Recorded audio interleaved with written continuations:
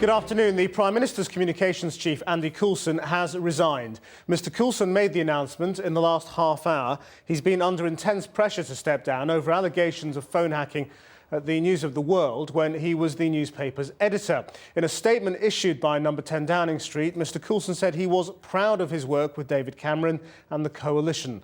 Unfortunately, continued coverage of events connected to my old job, he said, at the News of the World, has made it difficult for me to give the 110% needed in this role. I stand by what I've said about those events, he went on, but when the spokesman needs a spokesman, it's time to move on. Well, let's go live to Westminster and our political correspondent, Cathy Newman. So if he says he's still done nothing wrong, why is he gone? Well, he actually told the Prime Minister on Wednesday he was going. David Cameron tried to dissuade him. He said he didn't want him to go, but he insisted. And actually, the Prime Minister in the last few minutes has just paid tribute to his communications chief, saying he was very sorry that Andy Coulson felt compelled to resign. A No. 10 colleague of Andy Coulson, who I just spoke to, said that he was just simply fed up. He was fed up with the pressure on his family and he just felt he couldn't carry on and do his job properly. Now, they insisted there was no new evidence coming down the line on the News of the World phone hacking case. They said there was nothing to change what he'd already said, and that's reiterated in his statement. He insists he knew nothing about phone hacking at the paper while he was editor, and that the phone hacking was the work of a rogue reporter. But I think there are further questions on that. There's reports that I'm hearing that there will be new developments on that, on the News of the World phone hacking case.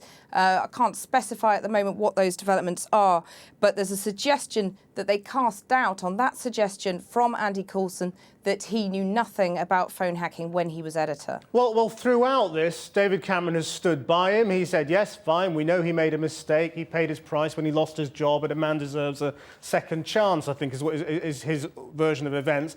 And obviously, Labour are going to attack on Cameron's judgment now, aren't they?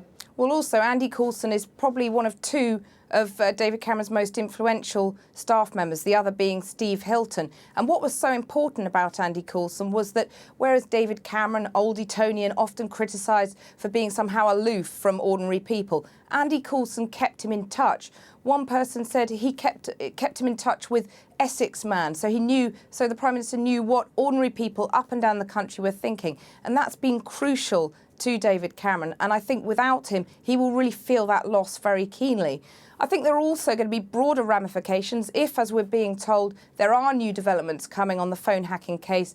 There'll be questions asked about the Metropolitan Police and whether they investigated those allegations thoroughly enough in the first place. There'll also be questions asked at the News of the World. Will there be more staff suspended? What does that say about the newspaper there, and what ramifications are there going to be for the Murdoch empire in terms of the costs of this case? Cathy Newman in Westminster.